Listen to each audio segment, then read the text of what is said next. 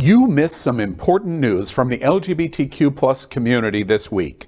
To ensure you are current, we are recapping that important news. Here's what you may have missed. 8 states would ban RuPaul Drag Race queens if children are present.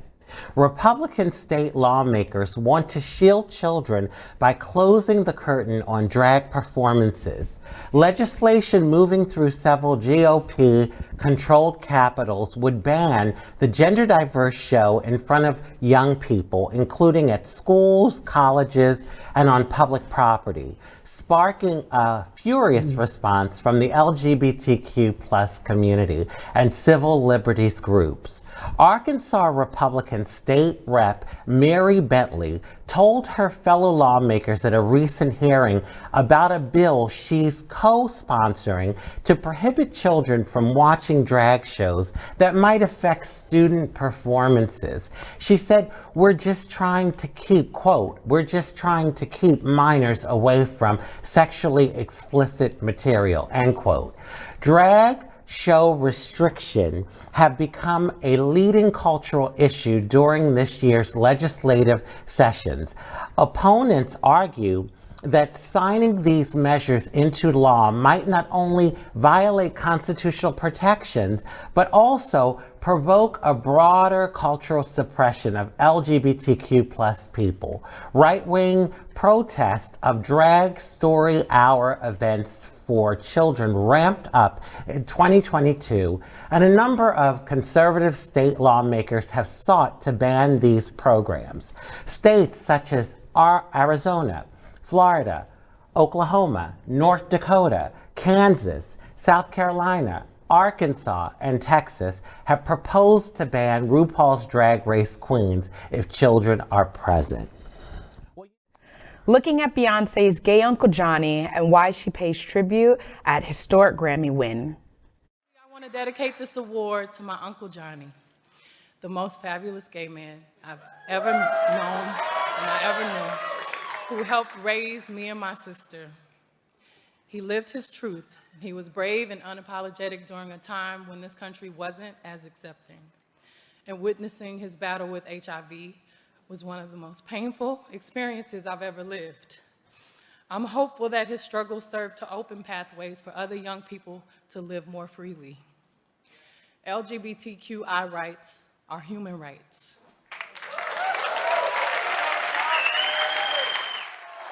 I just want to say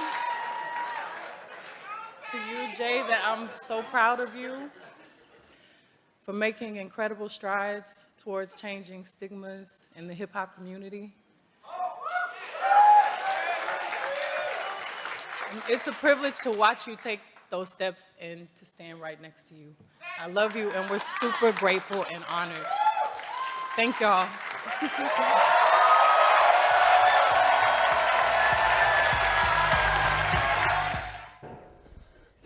Beyoncé's Uncle Johnny was a major part of the singer's Renaissance album, and when the record won the Best Dance and Electronic Album Award at the 2023 Grammys, it marked a historic occasion for the singer and the award show. She became the person to have won the most Grammy Awards of all time, and she made sure to thank her late gay uncle in her acceptance speech. Beyoncé's latest album, Renaissance, is certainly a star-studded project featuring such talents as Grace Jones, rapper Beam, Thames, and of course, guest vocalist Big Freedia. But amid all the publicity, there's a newly announced major inspiration behind the album, and it comes in the form of Johnny, who died of complications from HIV. While Beyoncé and her sister Solange Knowles called him Uncle Johnny, he wasn't actually their uncle. He was their mother, Tina Knowles' nephew. Whether he was technically B's uncle or not, he clearly had a major influence on the Lemonade singer, and he was more than an extended family member. While accepting a 2019 Vanguard Award from GLAAD, Beyoncé said that it was Uncle Johnny who made her prom dress, contributed behind the scenes to Destiny's Child, and was a major influence on her and her sister Solange. The singer also spoke about Johnny in a 2006 interview, detailing his impact on her life. We queer up sports. RuPaul's Bob the Drag Queen reflects on WWE and why wrestling is inherently kind of gay. His time with WCW would come to an end after he was fired for blading during the infamous King of the Road match at 1995's uncensored pay-per-view, something which was strictly against WCW's corporate policy at the time. On a side note, if you've never seen the King of the Road match, you have to go back and watch it, because it really has to be seen to be believed. It featured both Dustin and his opponent, the Blacktop Bully, fighting in the back of a moving truck that was covered in hay. The goal of the match was to climb to the front of the truck and be the first to sound the horn. Truly one of the strangest matches in wrestling history. But that was in Dustin's past now, and he had to start looking towards the future. What he didn't realize at the time was that he was about to stumble into what would go on to become the defining character of his career. In August 1995, Runnels returned to the WWF, this time debuting a new character called Goldust. Goldust was androgynous and sexually suggestive, an old Hollywood-obsessed drag queen who adorned themselves in gold, looking like an Oscar statue and going by the nickname The Bizarre One. Legend has it that when Vince McMahon initially pitched the character to Dustin, he accepted immediately, jumping at the chance to work for WWF again. Then, once the call was over, he immediately picked up the nearest dictionary so he could find out what androgynous meant. Needless to say, he was surprised by the answer and quickly became concerned about what he had gotten himself into. There were also rumors around the time that the character was just one more massive rib that the company was playing on the Rhodes family, similar to how Vince had Dusty dress in polka dot ring gear when he had wrestled with the company previously. Well, the season 8 winner of RuPaul's Drag Race, Bob the Drag Queen, spoke about her love for all things wrestling during a January 31st episode of the podcast Stradio Lab. She specifically spoke about her love for WWE legend Dustin Rhodes, formerly known as Goldust, and why he is a great example of how queer wrestling really is. She said wrestling is inherently kind of gay, and she gave Goldust as an example. She talked about his gold and a black leather suit, wearing golden face paint and sporting a blonde wig. He was also nicknamed the Bizarre One due to his often creepily flirtatious demeanor. LGBTQ+ counter-protesters sing to YMCA to drown out anti-trans rally. Queer joy took center stage in Glasgow, Scotland, when a group of LGBTQ+ and allied counter-protesters danced and sang at the top of their lungs to drown out an anti-trans rally taking place in the city's major square. The, quote, Let Women Speak rally was hosted by Posey Parker, a well-known British trans-exclusionary radical feminist, or TERF. Cabaret Against Hate Speech planned the counter-protest, which was attended by hundreds of people. To ensure no one could hear Parker's rhetoric, the group blasted YMCA, Lady Gaga, Liza Minnelli, Time Warp, and more, and also featured performances and speeches. There is a tweet going viral showing a video of the protesters doing a conga line and shouting, quote, trans rights to the tune of Frankie Valli's Can't Take My Eyes Off of You.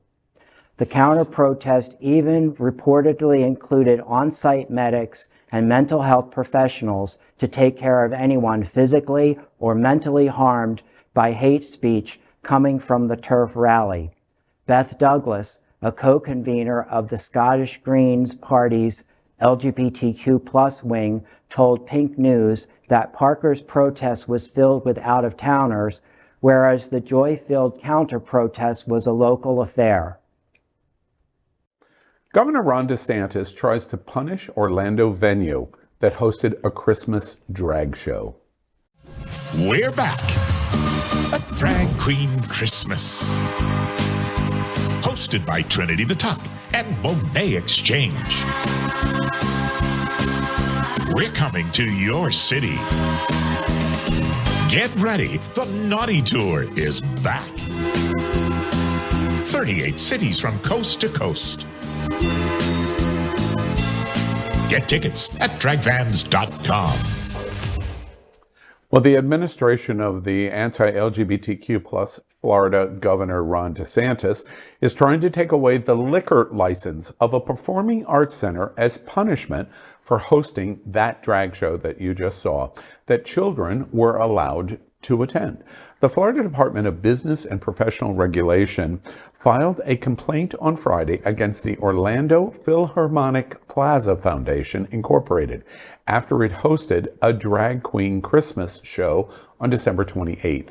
The complaint took issue with the fact that the drag show was advertised as, quote, all ages, end quote, and said the note warning about inappropriate content, quote, was barely visible, end quote. As per the complaint, the show included sexually explicit songs and dances without expressly prohibiting children from attending. However, in reality, the venue left it up to parents' discretion, parental rights, with a sign that read, quote, while we are not restricting access to anyone under 18, please be advised some may think the content or context is not appropriate for under 18, end quote.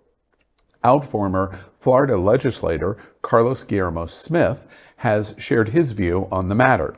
He tweeted that this attempt by the DeSantis administration is nothing but a misuse of regulatory power that can cause severe economic consequences for local businesses. Keep watching the only television news in the world from our LGBTQ+ community and stay informed on everything that is important for and about our diverse LGBTQ+ community.